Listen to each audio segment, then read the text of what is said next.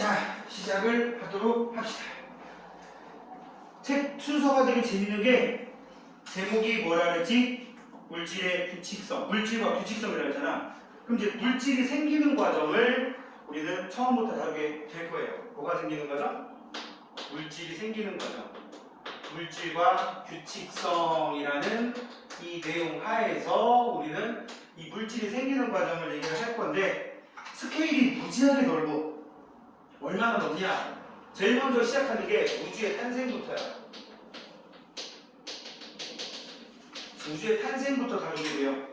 자, 우주의 시작과 원소의 생성이라고 지금 붙어 있지. 우주의 시작과 원소의 생성.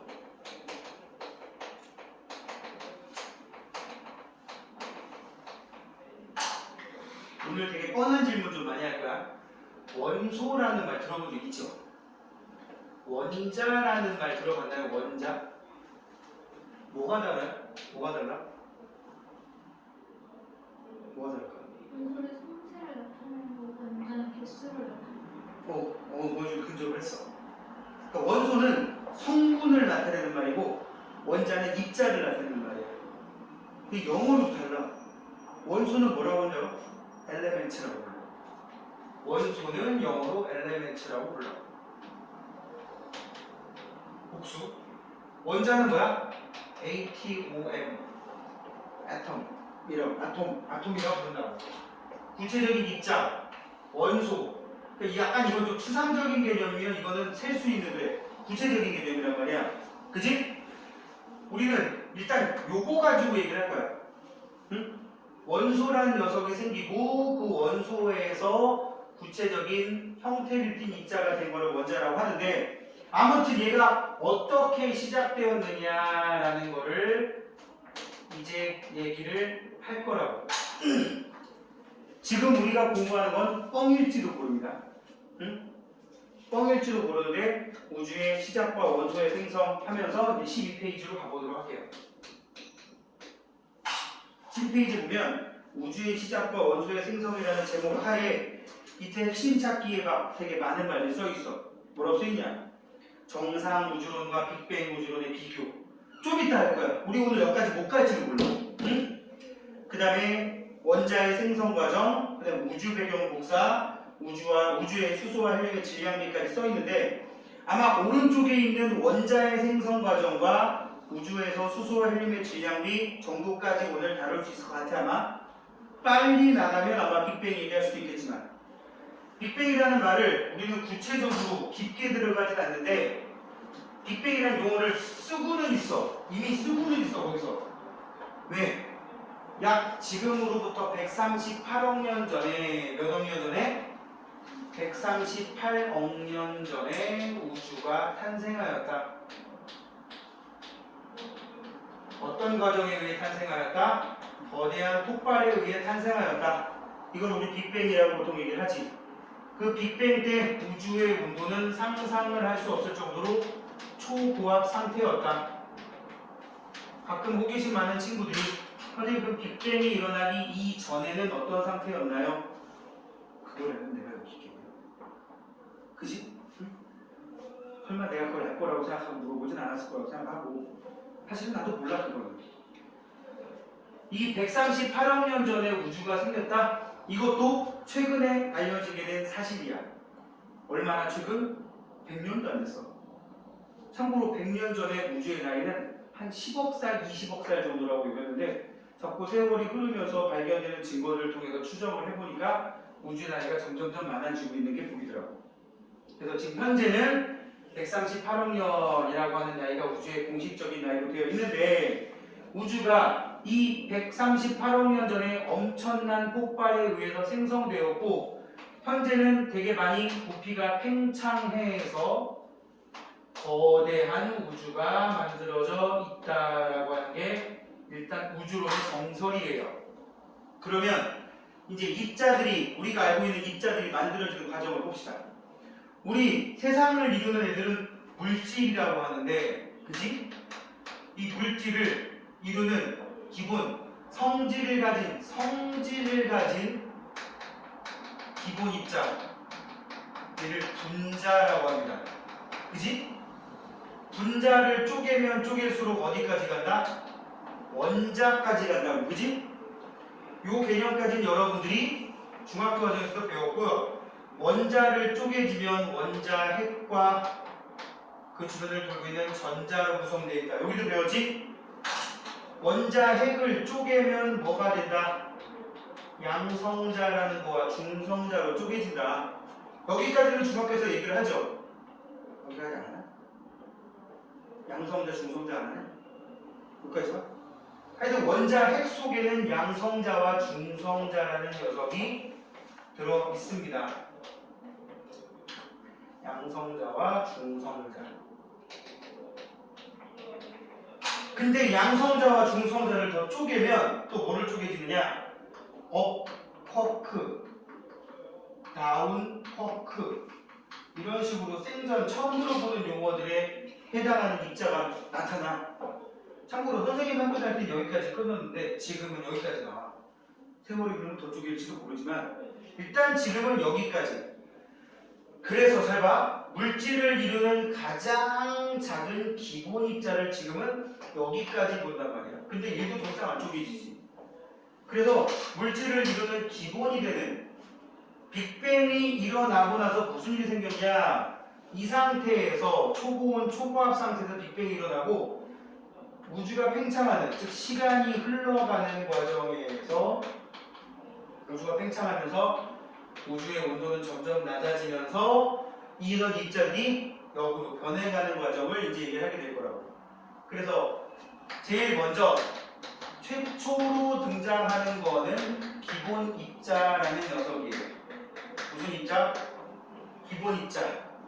이 기본 입자에 명칭이 등장하는데 쿼크라는 녀석이 등장을 하고 그 다음에 아주 가벼운 입자라는 의미의 렙톤이라고도 부르고 한자로는 가벼운 입자를 나타내는 가벼울 경자 써서 경입자. 요게 빅뱅과 거의 동시에 탄생하였다라고 얘기하는데 이 가벼운 입자 중에 대표적인 게 전자라는 녀석이야. 즉 쿼크라는 녀석과 전자라는 녀석은 빅뱅과 동시에 생긴 기본 입자다. 무슨 입자? 기본 입자다. 여기서 만약에 그래서 쿼크는 어떤 과정을 통해서 생겼나요? 나도 몰라. 전자는 어떤 과정을 통해서 생겼나요? 나도 몰라. 그냥 그런 입자가 저절로 생성됐었대. 우주 초기에. 응? 그러다가 세월이 흐르면서, 세월이란 말 좀 웃기긴 한데 이때가 이런 애들이 만들어진 게 엄청나게 짧은 시간. 여기 몇 초라고 되나 볼까?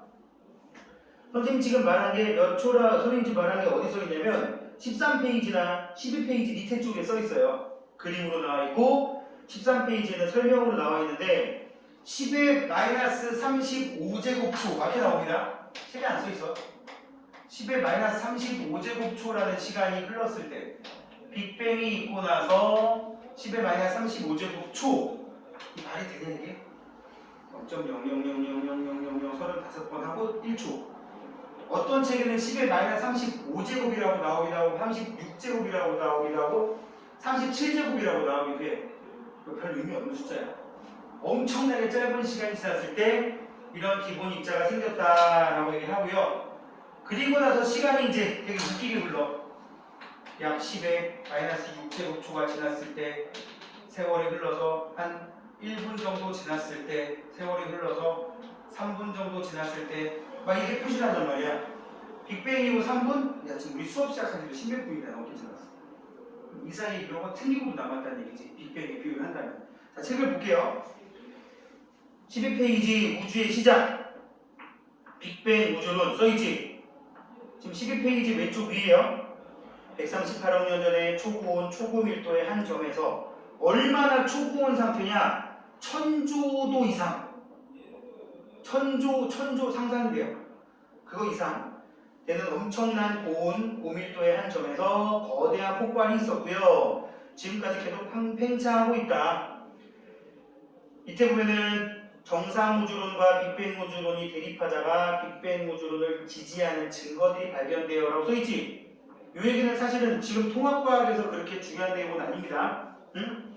그냥 빅뱅 우주론의 증거 두 개가 있는데 그러니까 빅뱅 우주론이 사실은 1940년대, 50년대 이 두 개의 이론이 거의 동시에 이렇게 막 각광을 받고 있었는데 정상 우주론이라는 이 우주론이 되게 메이저 학자들이 많이 의견을 내는 이론이었고 빅뱅 우주론은 좀 젊은 애들, 아직 신진 과학자들이 내놓은 새로운 과학 우주 팽창에 대한 이론이어서 그러다 보니까 각광을 받지 못했단 말이야.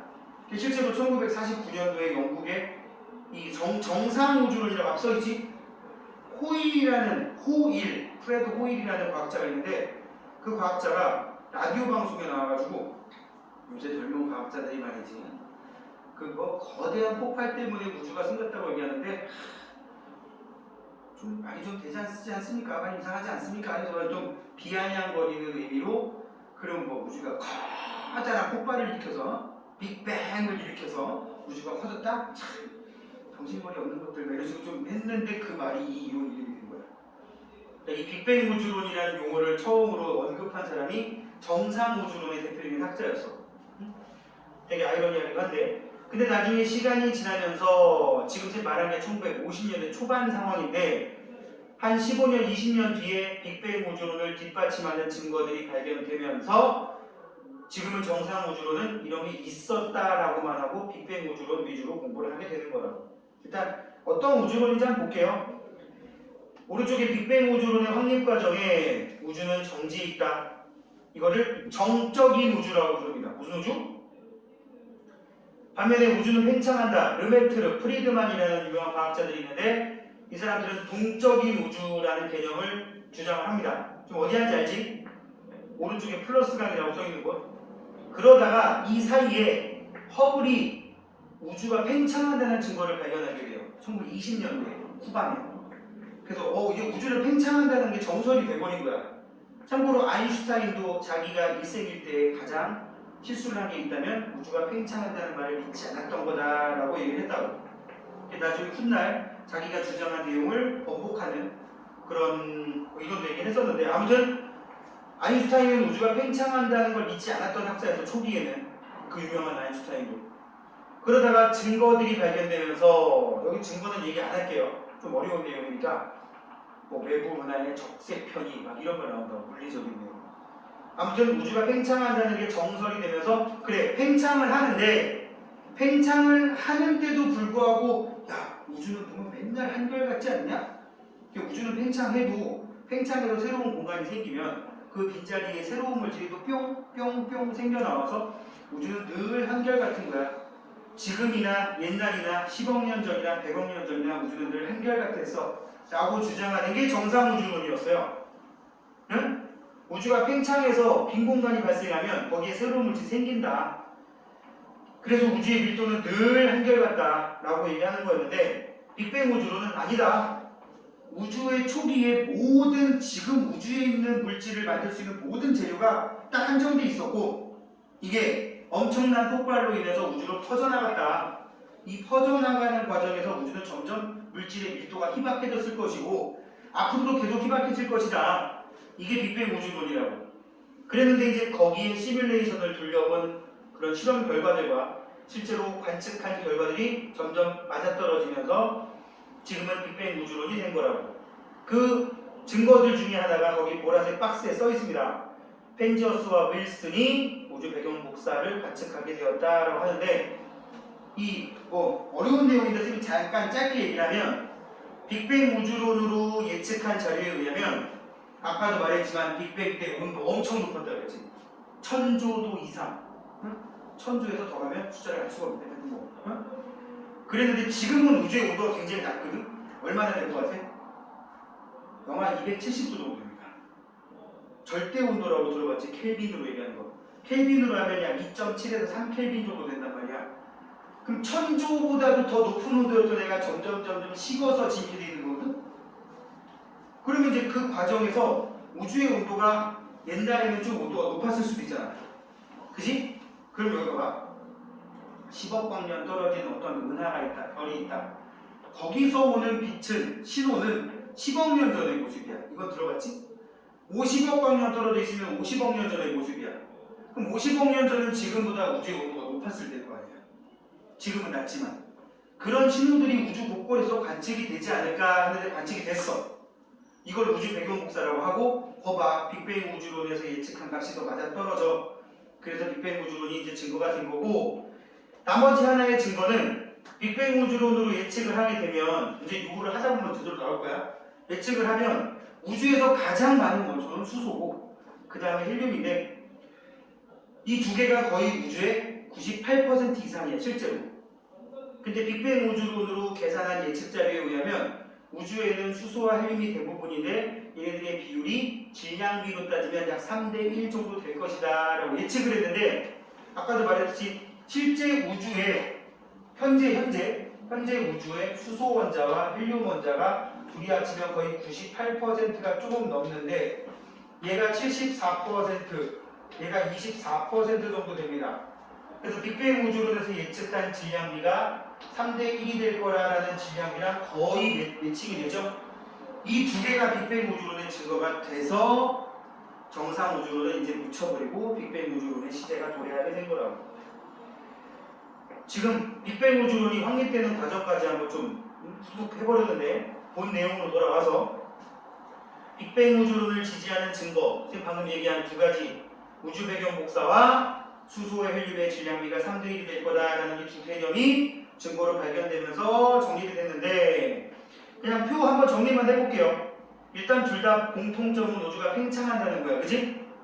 두 번째는 뭐지? 우주의 크기가 커지는데, 정상 우주로는 그 작은 네모칸과 큰 네모칸 속에 입자가 늘어나고 있지, 그치? 근데 빅뱅 우주로는 안 늘어나고 있어요. 봐봐, 여기 부피는 커지는데 정상 우주로는 여기 봐, 부피는 커지는데 질량도 늘고 있어. 밀도가 별 차이가 안 나게 돼. 예나 지금이나. 빅뱅 우주로는 부피는 커졌는데 속에 있는 입자의 수는 그대로지.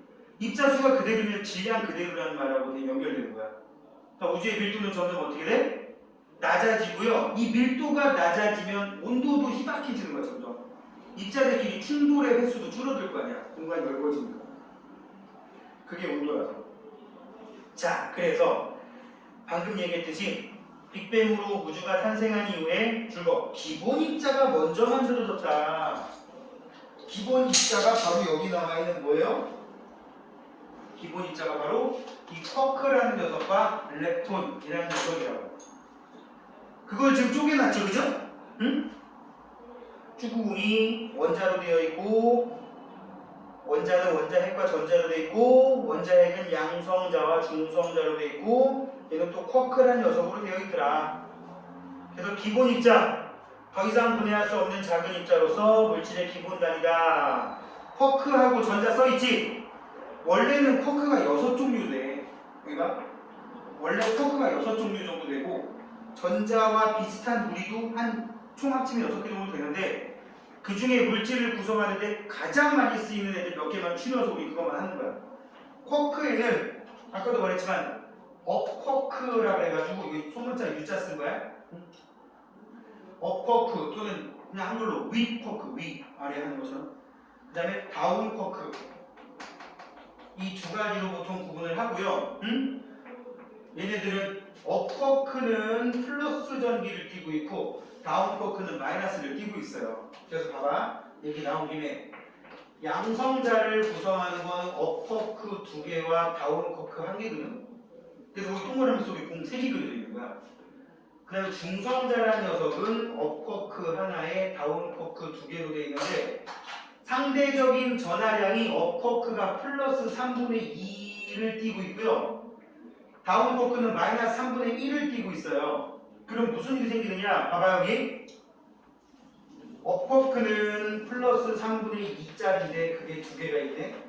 다운쿼크는 마이너스 3분의 1 더하면 플러스 3분의 3 나오지. 그래서 양성자는 플러스 1을 띄는 거고요, 중성자는 플러스 3분의 2짜리 하나에다가 마이너스 3분의 1짜리가 2개 있지, 그지? 더하면 0. 전기적으로 중성인 입자, 중성자 이렇게 되는 거고, 양성자가 갖고 있는 전하량이 그래서 플러스 하나, 중성자는 아무것도 아닌 그냥 맹탕 동그라미로 보통 그립니다.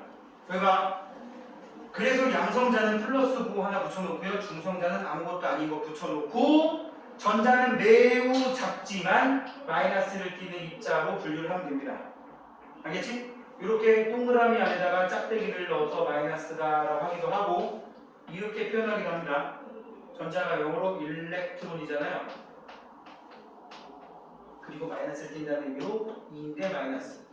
선생님들 취향에 따라 이렇게 하는 선생님이 있고 이렇게 하는 선생님이 있는데 그거는 뭐 나중에 똑같은 거니까 그렇게 알고 계시고 이런 기본 입자들이 아까도 말했듯이 초창기 빅뱅 직후 10의 마이너스 35제곱초였을 때 생성됐다고. 그러다가 양성자가 되고 원자핵이 되고 원자가 만들어지는 과정이 등장하는데 이제 그 그림 위에 2번 긁어볼까? 우주가 팽창하여 온도가 낮아지면서 점차 무거운 입자가 생성되었다라고 돼 있지. 온도가 낮아지면서 거기 긁어봐. 왜 온도가 낮아지면 무거운 입자가 생기느냐? 서로 들러붙어요. 온도가 높으면 무지하게 빠르게 움직이는 것을 상징하고요, 나타내고요. 온도가 느리면 온도가 낮으면 느린 거를 나타내는 거야. 그럼 느리다 보면 무슨 일이 발생하느냐? 굉장히 빠르게 움직일 때는 온도가 높을 때는 빠르게 움직이다 보니까 서로의 결속이 힘들었어. 내가 얘랑 중력이 작용해서 끌어당기는 힘이 작용해도 너무 빨리 지나가니까 못 붙는 거야. 근데 우주가 점점 식어서 느려져. 느려지는 게 입자들 입장에서 볼 때는 온도가 낮아지는 거거든. 온도가 낮아지다 보니까 무슨 일이 생겨? 얘하고 나하고 작용하는 중력에 의한 영향을 무시를 못하는 거지. 옛날에 슉 지나가던 게 지나가다가 당겨지는 거야. 그럼 붙는 거지 뭐. 그렇게 붙으면서 조금씩 무거운 입자들이 생긴 거고 그 결과물이 우리가 보다시피 이 상태가 되어 있는 거란 말이지. 자, 그 과정을 볼게요. 일단 12페이지 밑에 있는 그림은 얘를 약식으로 그려놓은 거예요. 몇 개만 동그라미 칠게. 거기 점선으로 표시되어 있는 애들 쭉쭉쭉쭉 나오지, 그지? 기본 입자 생긴 거. 이게 아까 말한 10의 마이너스 35제곱초 정도 지났을 때라고 얘기하고요. 굳이 지금은 거기 나와 있는 시간대 외우지 마세요. 이걸 과정을 한번 싹 머릿속에 정리를 하고 나서 나중에 고등학교 가서 외워도 늦지 않아. 그거는 선생님 그냥 여기다 편에서 써볼게요. 기본 입자가 생성된 게 언제냐면 10의 마이너스 35제곱초.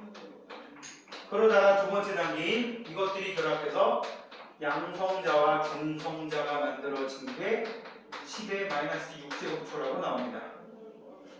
그러다가 이것들이 결합해서 헬륨 원자핵이라는 녀석이 만들어진 게 약 3분이라고 나오고 빅뱅 이후 네 번째 원자가 형성된 게 빅뱅 후에 약 38만 년 정도라고 나옵니다. 3분 정도 지났을 때가 우주의 온도가 10억 켈빈, 38만 년이 약 3000 켈빈, 그리고 나서 약 2억 년 정도 흘렀을 때 최초의 별이 만들어지고 이 별들이 나중에 은하를 형성하게 된 게 빅뱅 이후 약 5억 년 정도 지나서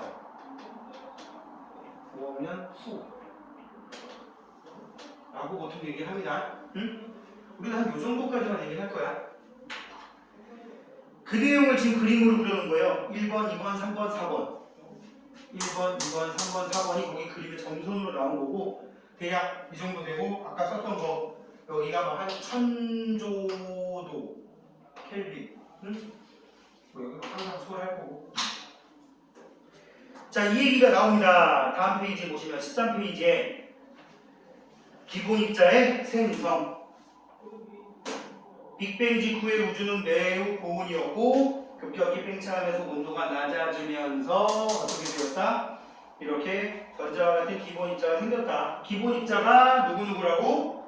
기본 입자가 누구누구? 쿼크와 전자. 오늘 하나 세 번째 쓰고 있어요. 그러다가 시간이 흘러서 우주의 온도가 더 낮아지고 쿼크 3개가 결합해서 선생님이 얘기했죠? 업쿼크 2개에 다운쿼크 1개, 업쿼크 하나에 다운쿼크 2개 이런 식으로 결합해서 양성자와 중성자가 생겼고 그 다음 잘 봐. 양성자와 중성자의 개수비는 초기 우주에서는 초기라는 건 막 이럴 때 요 3분이 되기 전까지 요때는 양성자와 중성자의 개수비가 1대 1이었단 말이야. 응? 그랬는데 시간이 지나면서 얘가 양성자와 중성자의 개수비가 7대 1이 되었다라고 얘기하는데 이게 나중에 굉장히 중요한 역할을 하게 됩니다. 자, 얘기 나온 김에 봅시다. 우주의 온도가 되게 높았을 때는 1대 1이었대요. 무슨 말이냐면 봐. 양성자, 중성자 플러스 띄고 이건 안 띄다 그랬지, 그지? 근데 중성자가 한자로는 가운데 중자 전기를 안 띄니까 이것도 됐는데 여기에 어떤 의미도 포함되어 있냐면 좀 더 무겁다라는 말도 포함되어 있습니다. 그래서 학교를 할 때 학교들이 사기쳤어. 중성자의 중자가 무거울 중자라고. 대학 갈 때까지 그렇게 하고 있다 개망신당할 거야. 공식적으로는 가운데 중자인데 무겁다는 의미도 포함되어 있다고. 자, 머릿속에 집어넣고, 자, 우주의 온도가 굉장히 높을 때는 초고온 상태일 때는 온도가 높다는 게 우주의 에너지가 차고 넘친다는 의미가 되는 거야. 온도가 일종의 열 에너지를 수치화시킨 거잖아, 그지? 에너지가 남아 도니까 가벼운 애가 무거운 애로 되는데 큰 무리가 없어. 가벼운 애가 무거운 애 되려면 어딘가에서 에너지를 끌어당기면 되거든? 그래놓고 무거워지는 거야. 반면에 중성자라는 녀석이 양성자로 변할 때에는 가지고 있던 에너지를 밖으로 버리면 그냥 중성자, 양성자로 바뀌는 거야. 그래서 이 양성자가 중성자로 바뀐다든지 중성자가 양성자로 바뀌는 반응이 거의 똑같이 나타나가지고 우주에는 양성자와 중성자가 거의 1대1로 있었대요. 그렇게 세월이 흘러가는 과정에서 우주의 온도가 어떻게 된다고? 낮아졌다 그랬어, 그죠? 우주의 온도가 낮아지면 에너지가 점점 부족해지는 상황으로 발생한 거지, 그지? 우주의 온도가 한 10억 켈빈, 여기 봐봐. 1000조 가까이 있던 녀석이 10억이면 아까 통장에 잔고가 1000조가 있었는데 10억이 됐어. 그럼 어떻게 됐어? 불안하겠지. 그렇지 않겠어? 그래, 있으면 좋겠지, 10억이면. 그지? 아니, 그 온도가 무지하게 낮아진 거고 에너지가 부족한 거란 말이야. 그러다 보니까 무슨 일이 생겼냐? 잘 봐봐. 양성자가 중성자로 바뀌려면 주변에서 에너지를 끌어당겨야 되는데 이게 지금 별로 없어. 그러다 보니까 찔끔밖에 못 끌어당겨. 이게 평소보다 좀 잘 안 일어나는 거야. 반면에 중성자가 양성자 될 때 가지고 있던 걸 버리면 돼. 어떤 게 더 편해요? 버리는 게 편하다 보니까 시간이 지날수록 양성자가 중성자가 될 때는 찔끔 되다가 중성자가 양성자 되는 건 평소나 다름없게 되는 거야. 그러다 보니까 빅뱅 후 3분 정도 지났을 때 이 상황이 계속 진행되다가 3분 정도 지났을 때 아까 얘기한 양성자와 중성자의 개수비가 14대 2를 찍게 됩니다. 몇을 찍게 된다고? 책에는 7대 2라고 써 있었어, 그죠? 그래서 이 14대 2라고 한 이유가 뭐냐? 봐봐. 양성자. 지금 플러스 표시 안 하고 그냥 이 하얀 애를 양성자라고 놓을게요. 그리고 중성자 2개. 그러면 14대 2가 됐지. 둘, 여섯, 그지? 7이니까 14대 2가 됐단 말이야. 이렇게 된 상황에서 얘는 양성자, 얘는 중성자인데 이 중에 이 2개가 얘랑 결합해가지고 양성자 2개에 중성자 2개인 입자가 하나가 여기서 만들어지는 일이 생겼어. 이게 뭐냐? 헬륨 원자핵이라는 녀석이에요. 뭐라고요? 헬륨 원자핵. 얘는 플러스 띄는 녀석이고 얘는 아무것도 안 띄는 중성자야. 여기 플러스 띄는 녀석이고요. 플러스.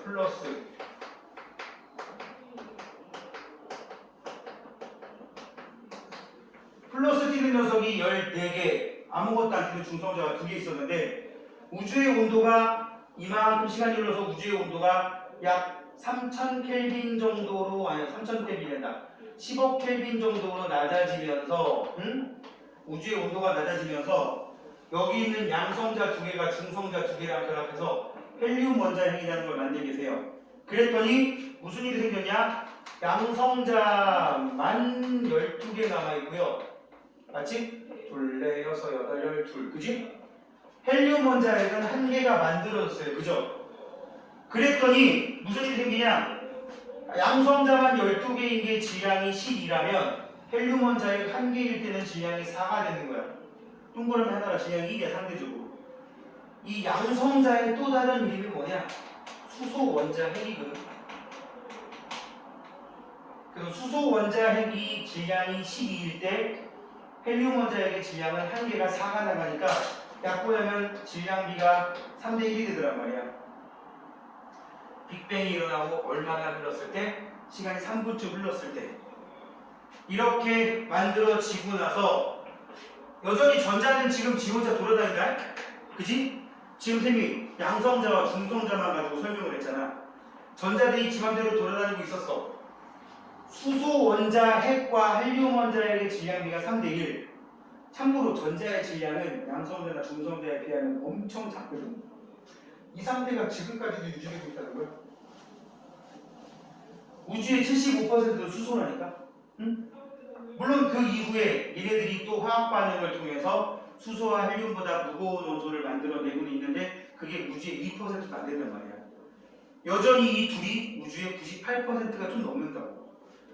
이게 빅뱅 우주론에서 시뮬레이션 돌린 결과물인데 실제로 관측해보면 우주에 뭐가 수소와 헬륨이 74, 24 비율 정도 되더란 말이야. 우리 몸을 구성하는, 얘를 구성하는, 다른 애를 구성하는 수소나 헬륨이 아닌 뭐 탄소, 산소, 질소, 철, 나트륨, 칼슘 이런 애들 우주에 다 합쳐봐야 2%도 안 돼. 알았지? 그래서 빅뱅 우주론에서 말하는 시뮬레이션 결과가 이렇게 됐고요. 이럼에도 불구하고 이렇게 양성자 또는 수소 원자핵, 아니 헬륨 원자핵 이런 것들이 돌아다니고 있었지만 여전히 전자들은 자기 맘대로 돌아다니고 있었단 말이야. 왜? 온도가 아직은 높으니까. 그러면서 이제 세월이 많이 흐릅니다. 세월이 흐르면서 우주는 계속 부피도 커지고 온도도 계속 낮아져서 3000 켈빈 정도 됐을 때 우주에서 무슨 일이 생겼느냐? 이렇게 혼자 돌아다니는 양성자라는 녀석과 양성자 두 개의 중성자 두 개가 결합되어 있는 이런 헬륨 원자핵에 싸돌아다니고 있던 전자들이 와서 들러붙게 된 거야. 왜? 차가워지니까 느려진다 그랬고 느려지면 중력의 영향. 여기는 전기력도 작용하지. 전자는 마이너스, 양성자 플러스니까. 전자가 하나 붙잡혀서 이 주변 돌게 돼. 붙잡혀서 이 주변 돌게 돼. 그럼 이게 뭐가 된 거야? 원자가 만들어진 거야, 비로소. 여기다가도 전자 두 개가 와서 들러붙어서 뭐가 된 거야? 헬륨 원자가 돼버린 거야. 그런데 잘 봐. 이게 중3들한테 설명이 참 편해. 저 멀리 있던 전자가 여기까지 와버렸거든. 그럼 얘 입장에서 볼 때 잘 봐. 지구 위에 어떤 물체가 여기 있었는데 낮은 곳으로 떨어졌어. 무슨 에너지 증가 아니야? 무슨 에너지가 감소해? 위치 에너지는 감소하고 운동 에너지 증가하지. 어디서 나는 거 아니야? 역학적 에너지, 전환과 보존. 물론 이렇게 떨어지지 않고 이렇게 돌다가 오긴 하지만 아무튼 갖고 있던 에너지를 다른 형태의 에너지로 바꿨는데 여기 도달하는 순간 그 에너지만은 뿅 하고 사라지지. 그 에너지마저. 그 에너지를 얘가 밖으로 뿜어내요. 이게 빛과 열의 형태로 등장하거든. 빛과 열의 형태, 3000 켈빈 정도에 해당하는 빛과 열의 형태로 우주로 뿜어내. 이거를 우주 배경 복사라고 불러. 그러니까 3000 켈빈일 때 빛과 열을 뿜어내고 그리고 나서 세월이 얼마나 흘렀냐? 거의 138억 년이 흘렀잖아. 참고로 세월이 흘러서 우주가 굉장히 넓어지게 되면 이때 3000 켈빈일 때 뿜어냈던 에너지의 세기가 약해져, 강해져? 약해져요. 약해지는 게 파동 에너지로 하면 파장이 길어지는 거거든. 여기 봐봐. 내가 여기다 용수철을 슬링키라고 하는 용수를 알지? 슝슝슝. 요만큼에다가 끼워놨어. 그랬더니 보니까 이거 간격이 있는 게 총 100바퀴 간격했어. 그럼 한 바퀴와 한 바퀴 사이 간격이 있지. 이걸 파장이라고 하거든. 파동으로 비유하면. 근데 그 사이에 우주가 되게 커져서 이게 그 상태에서 100바퀴인데 이만큼 넓어지면 파장이 짧아질까 길어질까? 길어지지. 파동 에너지는 파장이 짧은 게 에너지가 약해. 우리 자외선 에너지 강하지. 가시광선 자외선보다 강해 약해? 약해. 얘가 파장이 더 길어. 얘보다 파장이 더 길면 적외선이야. 적외선보다 파장이 더 길면 전파야. 여기 전파 엄청 돌아다니고 있지. 그치? 근데 우리 느껴 못 느껴? 파장이 길어서 약하거든. 얘는 더 길어?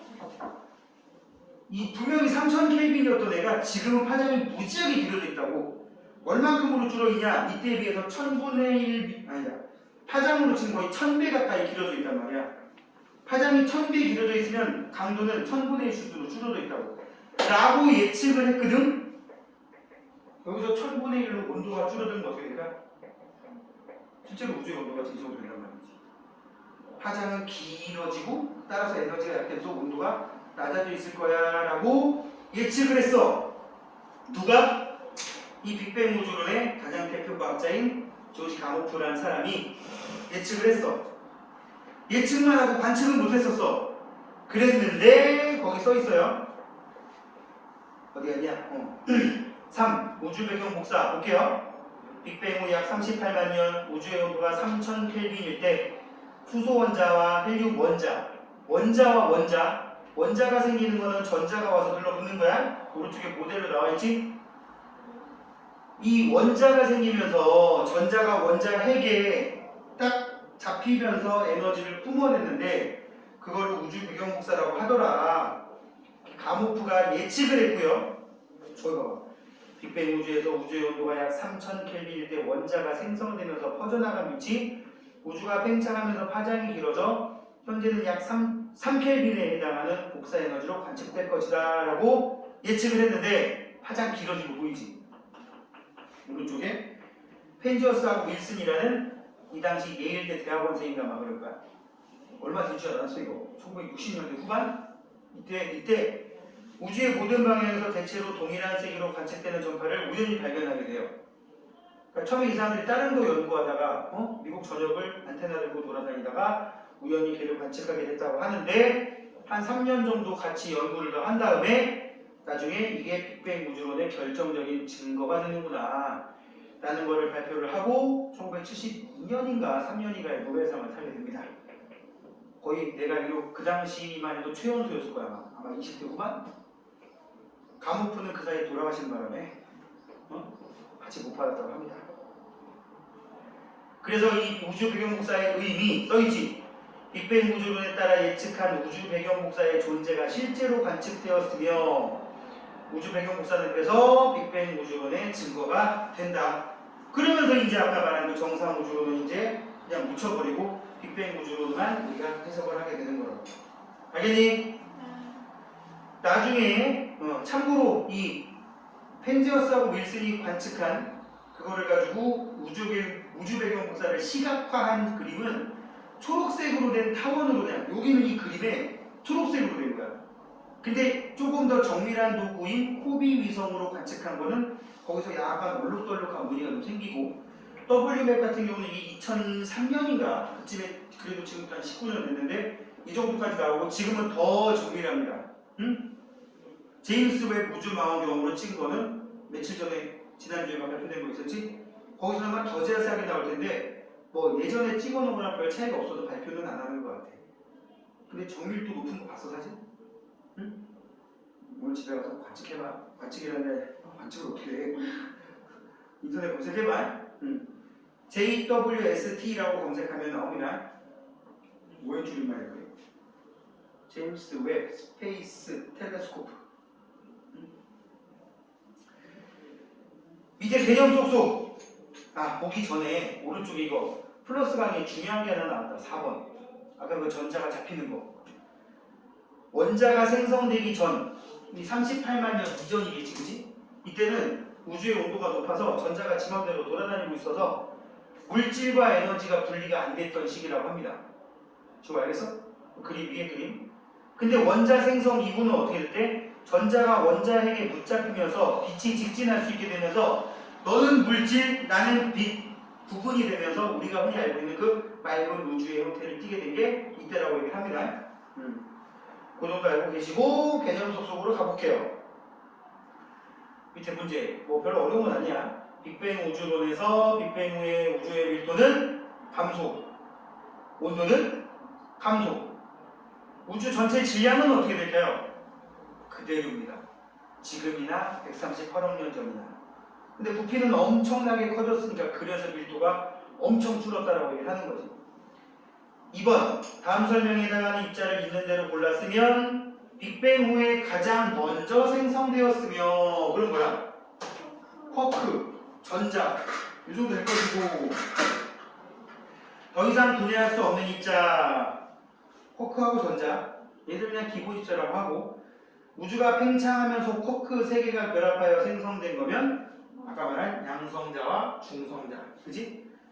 그 다음에 빅뱅 후 양성자 중성을 했고 빅뱅 후 양성자와 중성자가 결합하여 생성된 거면 원자 핵이지 뭐. 자 근데 되게 재밌지 않아요? 원자번호 1번이 뭐야 지금?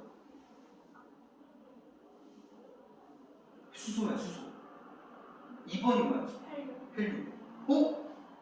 이게 면주였지. 헬륨이 2번이잖아. 근데 우주에서 제일 먼저 생긴 원자 핵이 헬륨 원자 핵이라고 여기 써놨잖아. 수소 원자 핵은?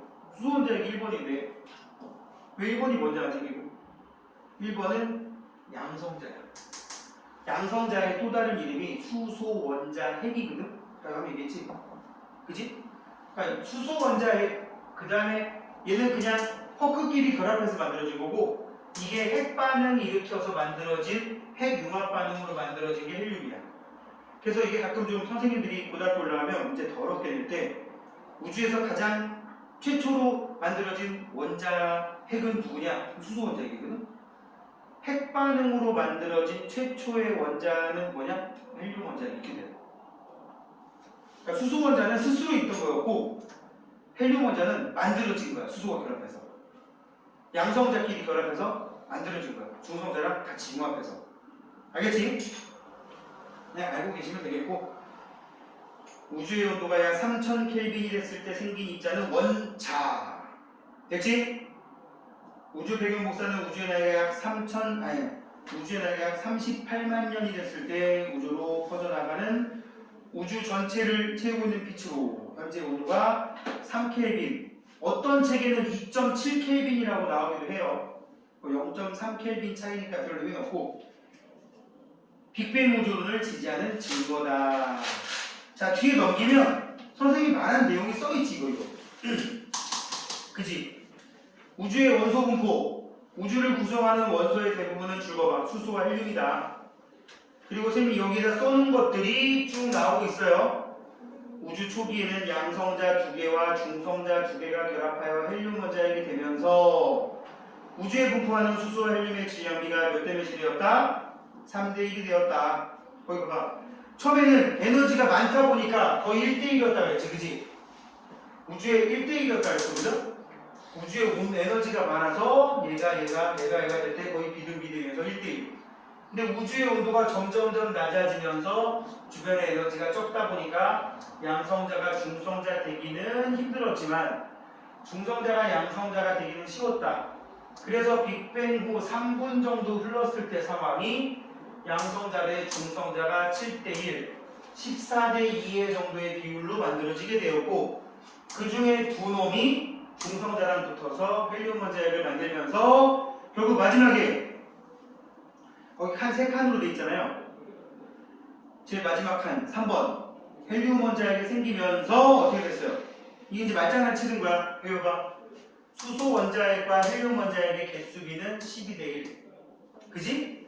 수소 원자핵 한 개의 질량 대 여기 봐. 수소 원자핵 한 개의 질량 1, 헬륨 원자핵 한 개의 질량 4.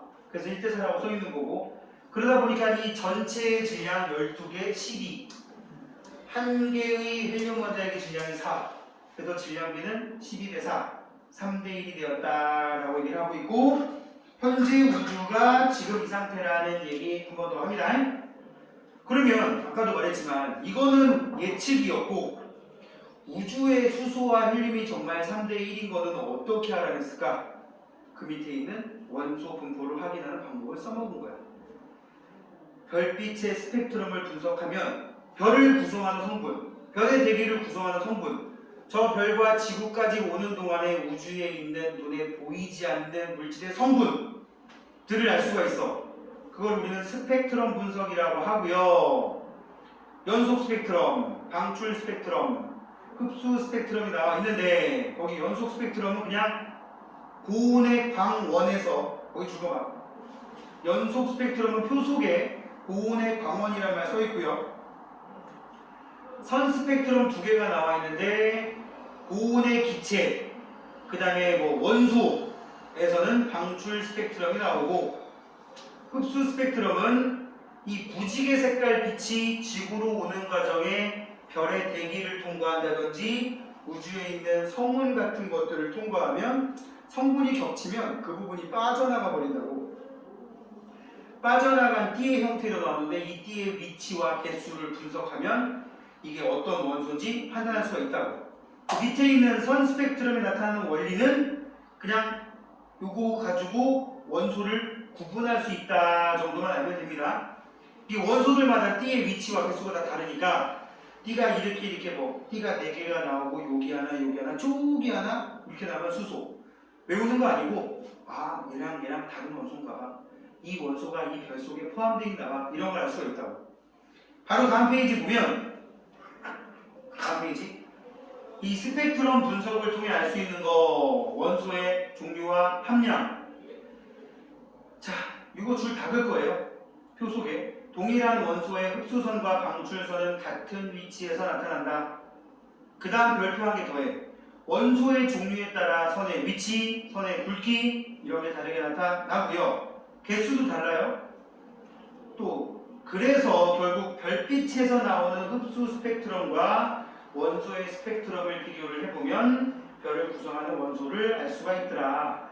그랬더니 별을 구성하는 것 중에도 별의 대기를 구성하는 거에도 우주에 있는 별과 별 사이에 있는 눈에 보이지 않는 성간 물질을 알아보는 방법을 써도 성운을 분석해봐도 거의 대부분 뭐더란 얘기야? 수소와 헬륨이더란 얘기지. 그지? 수소 헬륨이 아닌 것들은 극소량일 수밖에 없고. 되니? 그래서 빅뱅 우주론에서 이런 과정을 통해 수소와 헬륨의 질량비가 3대 1이 될 거라는 걸 예측을 했는데 실제로 스펙트럼을 통해서 우주에 있는 별을 구성하는 다른 물질을 구성하는 애를 봤더니 정말 거의 맞아 떨어지더라. 그죠? 이게 가끔 시험에 나오면 고등학교나 시험에 나오면 답이 되게 뻔해. 왜 이 수소와 헬륨의 질량비가 3대 1이라는 게 왜 빅뱅 우주론의 증거가 되었냐? 예측을 그렇게 했는데 보니까 진짜야. 이게 답이야. 뭘 이렇게 성의 없이 쓰면 안 되지. 빅뱅 우주론에서 예측한 결과와 스펙트럼을 통해 관측한 결과가 일치하기 때문이다. 아까 말한 게 정답이잖아. 내가 그런 거 그랬잖아. 봤지? 이거야. 응? 조금 그렇지? 응. 문장을 그런 스타일 쓰면 되는데 의외로 시험에 많이 나오더라고. 서술형으로. 얘들 한번 그냥 막 얘기했다가 정말 그렇게 써가지고 감점 받은 애가 있었어. 예측했더니 진짜였다. 이렇게 쓰는 거야. 예측했는데 진짜였다. 틀린 말이 아니잖아 지금. 근데 이제 어떤 과정, 그 과정을 빼버렸어요. 거기도 봐봐. 밑에 수소와 헬륨의 질량비 약 3대 1의 의미. 빅뱅 우주론에서 예측한 값과 별빛의 스펙트럼으로 관측한 값이 일치함으로. 이게 중요한 말인 거야. 예측값과 관측값이 일치함으로 라는 말. 그 정도 알아두시고요. 개념 속속으로 더 갑니다. 우주의 원소 분포에 대한 설명으로 옳은 거. 양성자와 중성자의 생성 초기에는 비슷했다라고 선생님이 얘기했지, 그지? 이유가 뭐라 그랬지?